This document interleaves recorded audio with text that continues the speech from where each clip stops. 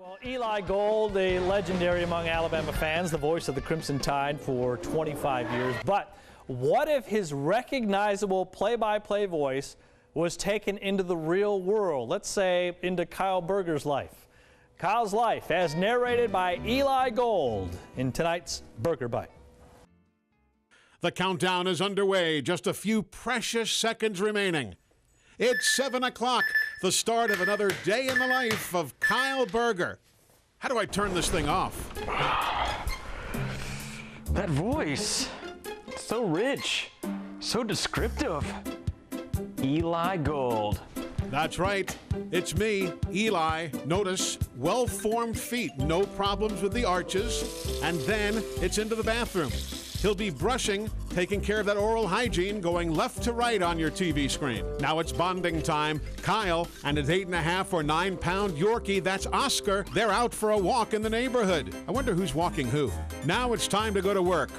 Into that multicolored station-provided vehicle and on to the local fast food joint where, yes, Yeah, could I have a burger? it's a burger for Berger. And that's okay with me. Kyle sits down, opens the bag, and in the shadow of the buns, takes a bite out of the buns with a burger. A beautiful day. Now nestled in front of the computer screen, it's a big name on the other line. Hello. Hey, Coach.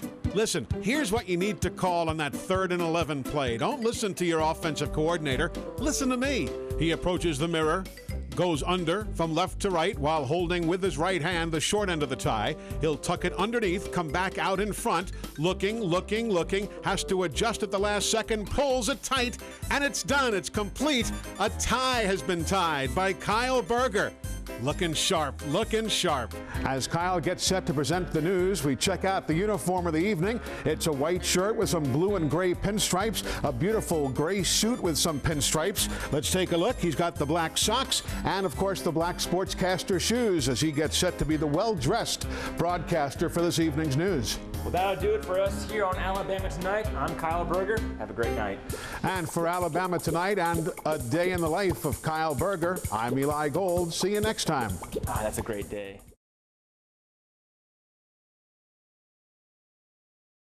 The facility gets a makeover, and a big makeover. Lots of landscaping. As Kyle Berger found out, that also means lots of painting, the subject of tonight's Burger Bite.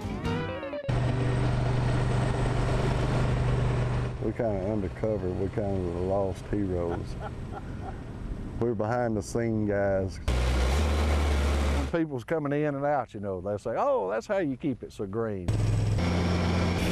The grass is brown, but it still has to look its best for race day.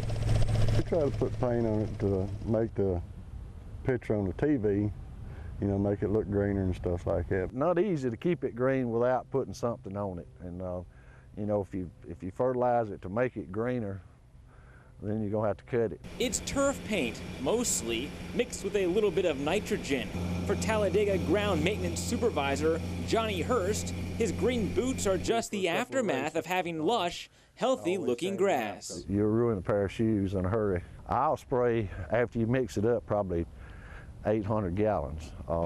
Just on the logo of the football field, what we call it alone, we'll spray probably maybe 1,000 gallons before we're through, so probably close to 2,000 gallons altogether. I'm not sure if Johnny and his crew needed help, but they got it. So it takes 5 hours to empty this 200-gallon tank we have here. Flip it? Yeah. All the way around to there. Once you get started and you get up to 3.4, flip this lever forward and you'll start spraying out the back. I'm at Talladega. I figured I'd be driving a race car, not a spray rig. All right, 3.4, here we go.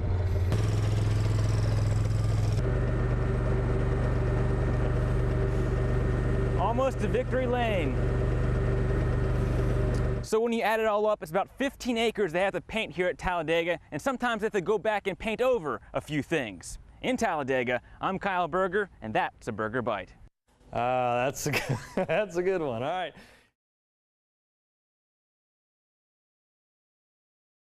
A local business owner is getting mistaken for Nick Saban, but he doesn't seem to mind too much. Kyle Berger takes a look at their striking resemblance in this week's Burger Bites.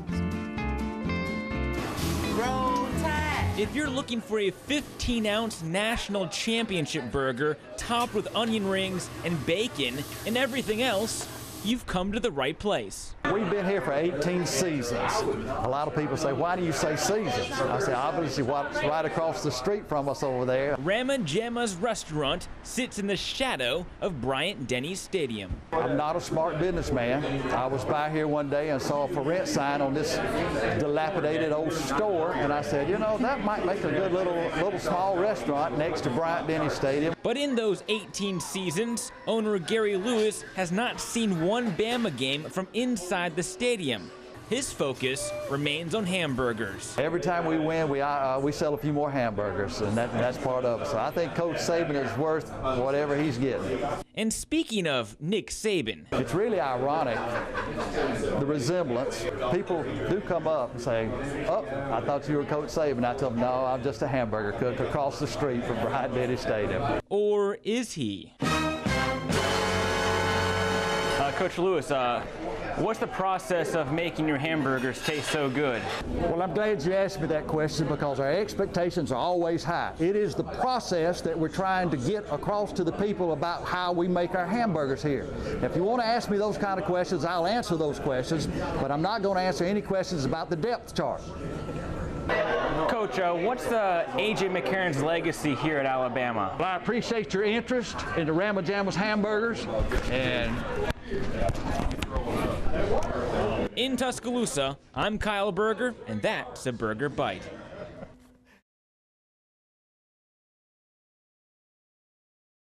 Very interesting experiment. Check out the results in tonight's Burger Bite.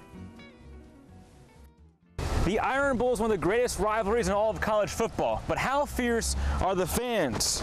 Well, we're about to find out.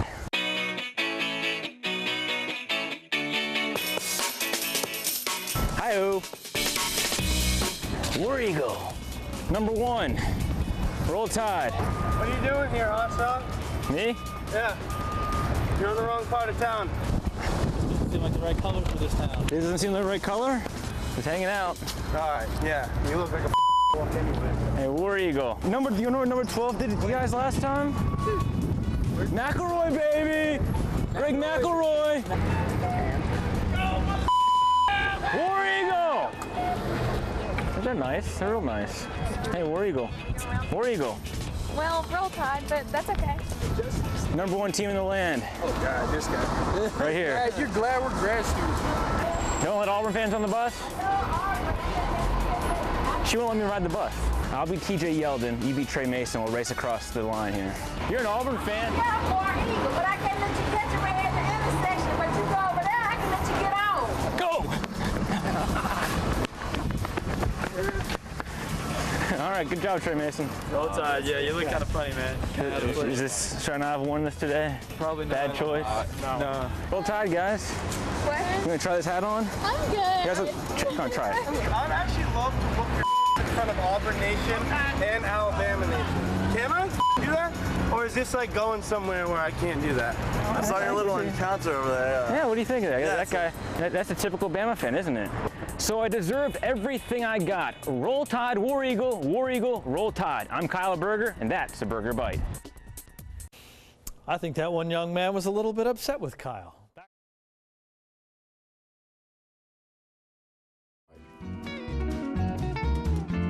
Coming off its worst season in 60 years, some may say only superheroes can save the Auburn football program, and maybe a few celebrities. First-year head coach Gus Malzahn doesn't wear a cape, but he's assembled some familiar figures to get the job done, and that's tonight's Burger Bite.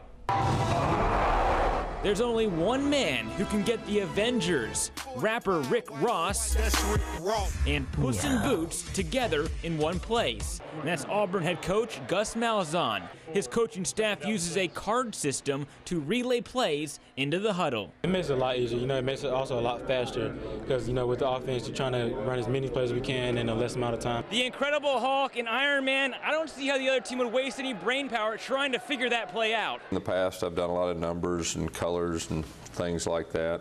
And, you've got to kind of evolve as you go. you know, especially when you have assistants you coach against that used to coach with you and all that. Malzahn tries to relate to his players. When he coached high school at Shiloh Christian, he used signals from biblical references. Quarterback Nick Marshall tells me assistant coach Cody Burns selected these images. Rick Ross, you know, surprised me. I wasn't sure if they knew who he was at one point. There's a few of them I'm a little curious about, but Red assures me it's best for our players. Auburn uses the same signaling system as did Chip Kelly's Oregon team when they met in the national championship in 2010. His signs were fancier than ours, so I tried to get a little competitive with that, so hopefully we're doing a better job. A better job? Because, well, we wouldn't like Gus when he's angry. I'm Kyle Berger, and that's a Burger Bite.